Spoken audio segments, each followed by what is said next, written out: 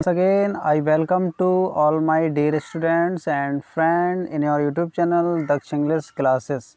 दोस्तों, आज हम बात करने वाले हैं नरेशन टॉपिक में। यानी नरेशन का मतलब होता है डायरेक्ट एंड इनडायरेक्ट स्पीच। इसमें आज हमने लिया है कॉन्सेप्ट ऑफ ऑप्टेटिव सेंटेंस। यानी कि ऑप्टेटिव सेंटेंस का कॉन्सेप्ट हमने लिया है डायरेक्ट से इनडायरेक्ट बनाने के लिए।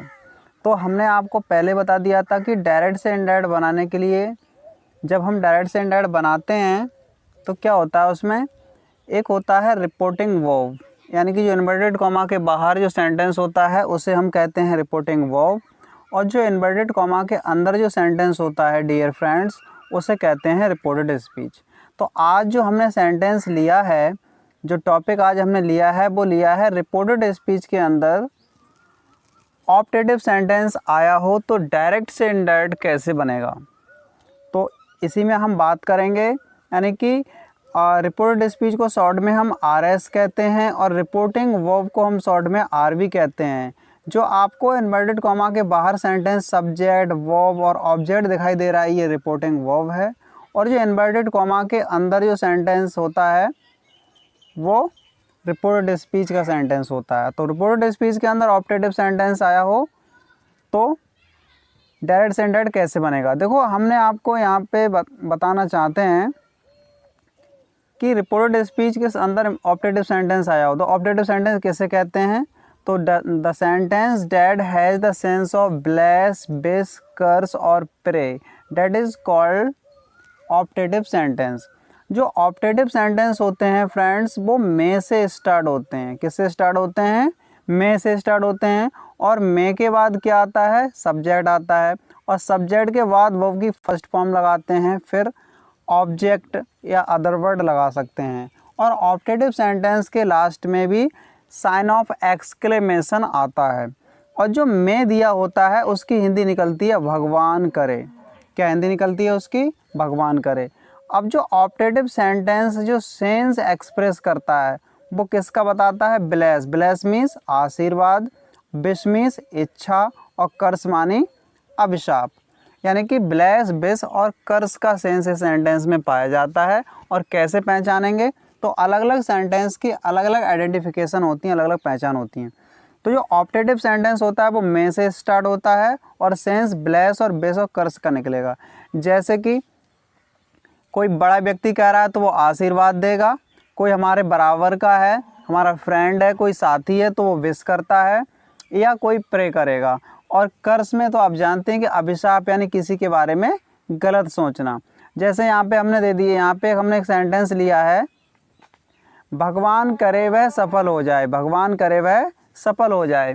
तो अब देखो, ये सेंटेंस भगवान करे से ही स्टार्ट होता है। तो इसमें क्या लगेगा? भगवान करे की स्पेलिंग क्या लगेगी? मे लगेगी। वह की क्या लगेगी? ही लगेगी। अब सफल हो जाए, सफल होना के लिए क्या वैसे तो सक्सीड भी लगा सकते हैं, लेकिन हमने यहाँ पे लगाया है मे ही गेट सक्सेस। भगवान करे वह सफलता प्राप्त करे। नेक्स्ट सेंटेंस यहाँ पे है भगवान करे तुम जुग जुग जियो। तो यहाँ पे हो जाएगा मे यू लिव लॉन्ग। यानी भगवान करे की स्पेलिंग क्या लगेगी? तो भगवान करे की स्पेलिंग यहाँ पे मे लगेगी, और तुम की स्पेलिंग क्या लगेगी? तो तुम की स्पेलिंग यहाँ पे यू लगती है।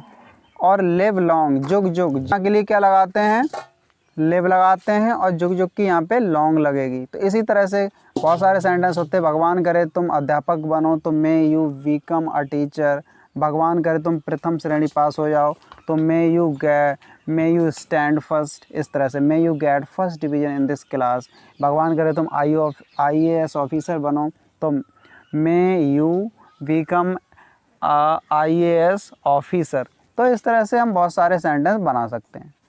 अब देखो, यहाँ पर ये तो रिपोर्टेड स्पीच के अंदर ऑप्टेटिव सेंटेंस हमने आपको बताया कि ऑप्टेटिव सेंटेंस क्या होता है। यानी जनरली ये मे से स्टार्ट होते हैं, और कभी कभी इसमें मे अंडरस्टूड भी रहता है। तो वो हम एग्जाम्पल के माध्यम से भी आपको बताएंगे। अब डायरेक्ट से इनडायरेक्ट बनाने के क्या रूल होंगे इसके। यानी कि जब रिपोर्टेड स्पीच के अंदर ऑप्टेटिव सेंटेंस आया हो तो डायरेक्ट से इनडायरेक्ट कैसे बनता है। यानी डायरेक्ट से इनडायरेक्ट बनाने के लिए क्या चेंजिंग आती हैं। तो यहाँ पर जो डायरेक्ट स्पीच होता है, डायरेक्ट स्पीच में सब्जेक्ट दिया होगा, और सब्जेक्ट के बाद सेड या सेड टू यानी कि रिपोर्टिंग वर्ब, और उसके बाद में क्या दिया होता है, ऑब्जेक्ट दिया होगा, कॉमा लगेगा और इन्वर्टेड कॉमा लगा रहता है, अंदर सेंटेंस बंद होता है। तो इस तरह से होगा। अब यहाँ पर जब डायरेक्ट से इनडायरेक्ट बनाएंगे तो क्या चेंजिंग आएंगी, तो देखो हम सब्जेक्ट जो रिपोर्टिंग वर्ब में सब्जेक्ट है उसको सब्जेक्ट को एज इट लिखेंगे, फिर रिपोर्टेड स्पीच के सेंटेंस के आधार पर हम ब्लेस्ड, बिज्ड, कर्ज्ड या प्रेड लगाएंगे, यानी रिपोर्टेड स्पीच के अंदर जो सेंटेंस होगा उसके सेंस के आधार पे लगाएंगे।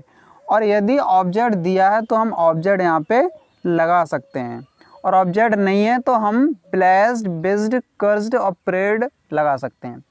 अब कहोगे सर इन्वर्टेड कॉमा के स्थान पे क्या आता है, तो इन्वर्टेड कॉमा के स्थान पर जो कंजंक्शन लगाते हैं ऑपरेटिव सेंटेंस के सेंस कॉन्सेप्ट में, तो वहाँ पे डेट लगता है। क्या लगता है, डेट।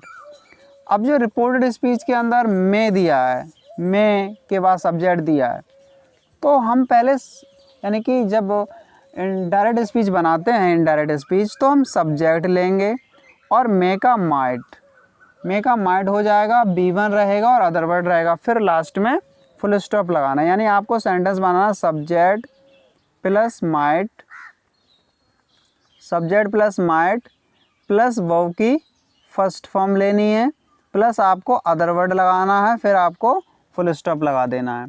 तो इतनी चेंजिंग आपको यहाँ पे देखने को मिलेंगी और सेंटेंस असर्टिव हो जाएगा। तो पूरा सेंटेंस, अब देखो हम एग्जाम्पल में आपको बताते हैं, एग्जाम्पल में सारा कॉन्सेप्ट आपका क्लियर हो जाएगा। इसमें जो फर्स्ट सेंटेंस यहाँ पे लिया है हमने, फर्स्ट सेंटेंस है फादर सेड टू मी, पिताजी ने मुझसे कहा मे यू स्टैंड फर्स्ट, भगवान करे तुम प्रथम श्रेणी पास हो जाओ। अब यहाँ पे फादर हैं तो फादर बड़े हैं, मी मुझसे, तो मैं छोटा हूँ, तो फादर हमें क्या देंगे, आशीर्वाद ही देंगे, सेंस लगाने की ज़रूरत नहीं है। मे यू स्टैंड फर्स्ट, भगवान करे तुम प्रथम श्रेणी पास हो जाओ। उसके बाद यहाँ पे कॉमा, ये क्लॉज यहाँ पे नहीं है, यहाँ पे कॉमा क्लॉज हो जाएगा। अब देखो फादर बड़े हैं और कोई ऑब्जेक्ट अगर उसकी पोस्ट जूनियर है या छोटा है तो वहाँ ब्लेस्ड आता है, तो father blessed me, inverted comma के स्थान पे क्या लगाएंगे, डैड लगा दिया। अब देखो मेगा माइट नहीं करेंगे, हम पहले यू को चेंज करना है, यानी हमें सब्जेक्ट लेना, तो सब्जेक्ट इसमें प्रोनाउन यू है, तो यू कौन से पर्सन का है, सेकंड पर्सन का, तो सेकंड पर्सन किस में चेंज होता है, ऑब्जेक्ट में। अब यू है नॉमिनेटिव केस का, यानी यू कर्ता की जगह पे दिया है, तो मी का नॉमिनेटिव लेना पड़ेगा, तो मी का नॉमिनेटिव क्या हो जाएगा, तो मी का नॉमिनेटिव यहाँ पे आई लगाना आपको पड़ेगा। मे का माइट हो जाएगा, स्टैंड फर्स्ट, ऐसे ही आपको सेम एज इट लिखना है, क्योंकि माइट के बाद भी फर्स्ट फॉर्म आती है और ऑपरेटिव सेंटेंस में भी फर्स्ट फॉर्म ही आती है। तो आई होप आपको ये समझ में आ गया होगा। अब हम नेक्स्ट एग्जाम्पल की ओर चलते हैं। दूसरा इसमें एग्जाम्पल है अर्पित सेड टू सालिम, अर्पित ने सालिम से कहा मे यू गेट सक्सेस, भगवान करे तुम्हें सफलता मिले या भगवान करे तुम सफल हो जाओ। अर्पित ने सालिम से कहा है, देखो अर्पित भी यहाँ बराबर का है, सालिम भी यहाँ बराबर का है, दोनों फ्रेंड लग रहे हैं यहाँ पर, तो बिज्ड लगेगा। क्या लगना चाहिए, बिज्ड। तो देखो अर्पित बिज्ड सालिम, इन्वर्टेड कॉमा के स्थान पे क्या आएगा, तो डेट आएगा। अब देखो यू चेंज करना है, देखो मैं तो यहाँ पे हेल्पिंग वर्ब हो गया, यू आपका सब्जेक्ट है, गेट फर्स्ट फॉर्म है, सक्सेस आपका ऑब्जेक्ट हो गया। तो यू सेकंड पर्सन है, तो सेकंड पर्सन किस में चेंज होता है, सनबर्ड 123 हमने आपको बताया था, तो यू सेकंड पर्सन किस में चेंज होगा, सालिम में।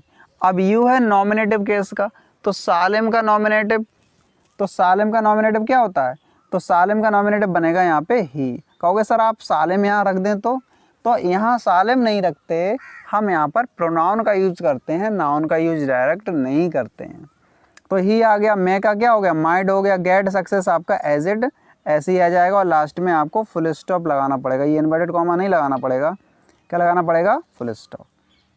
नेक्स्ट एग्जांपल हम लेते हैं यहाँ पर, Rohit said to me may the boy fail in this examination, Rohit ने मुझसे कहा मे द बॉय, इसका सेंस निकालना पड़ेगा, भगवान करे लड़का इस परीक्षा में फेल हो जाए, असफल हो जाए, तो ये कर्स है, इसमें अभिशाप दिया है, तो रोहित कर्स्ड लगाना पड़ेगा, कॉमा, और उसके बाद ऑब्जेक्ट क्या है, मी, तो मी आ जाएगा, इन्वर्टेड कॉमा स्थान क्या लगेगा, डैड।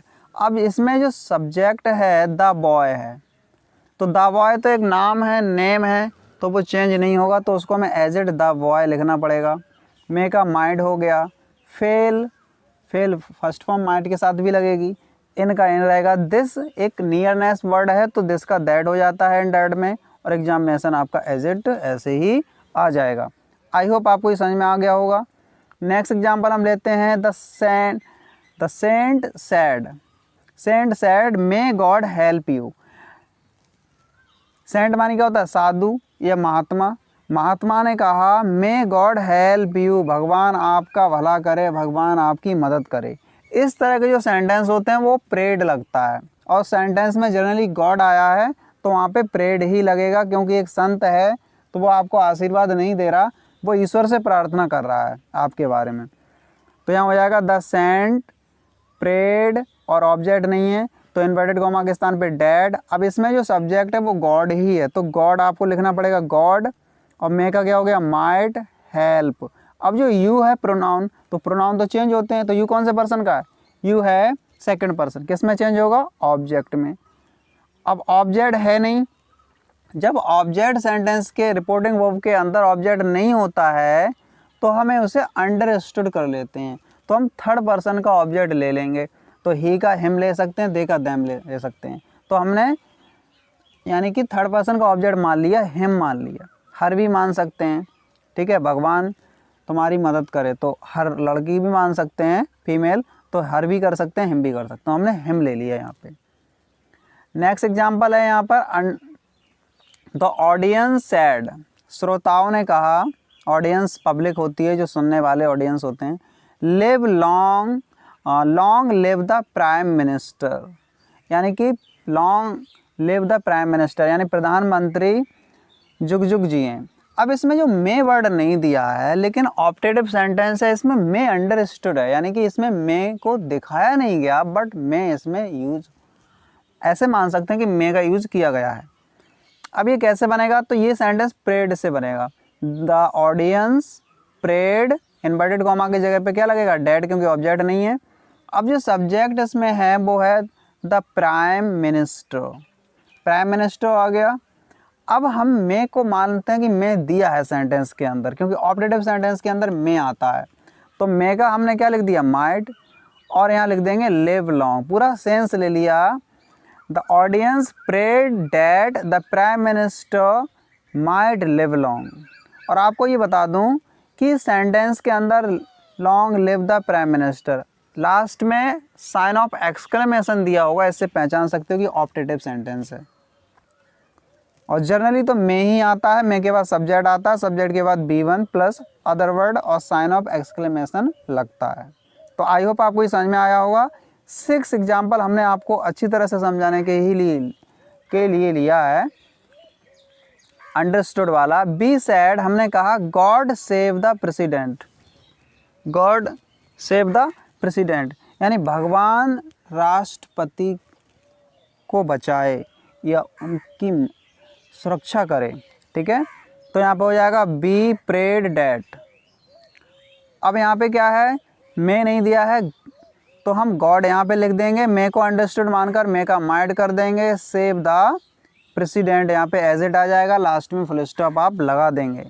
तो गॉड सेंटेंस में दिया है तो प्रेड लगाएंगे, और रिपोर्टेड स्पीच के सेंटेंस का अगर सेंस यहाँ पे कर्स दिया है, भगवान करे वह असफल हो जाए, भगवान करे वह मतलब उसके बारे में बुरा हो जाए, जो भी एज इट जो भी सेंस निकल रहा है कर्स वाला, तो वहाँ पे आपको सैड या सैड टू के स्थान पर, रिपोर्टिंग वर्ब के स्थान पर आपको कर्स्ड लगाना पड़ेगा। कोई ब्लेस कर रहा है, कोई बड़ा व्यक्ति है, तो वहाँ पे ब्लेस्ड लगा दें सैड या सैड टू के स्थान पर। और दोनों बराबर के हैं, एज इट पोस्ट के हैं, अर्पित और सुमित हैं, अजय एंड विजय हैं, दोनों फ्रेंड जैसे लग रहे हैं, तो वहाँ बेस्ट लगा सकते हैं।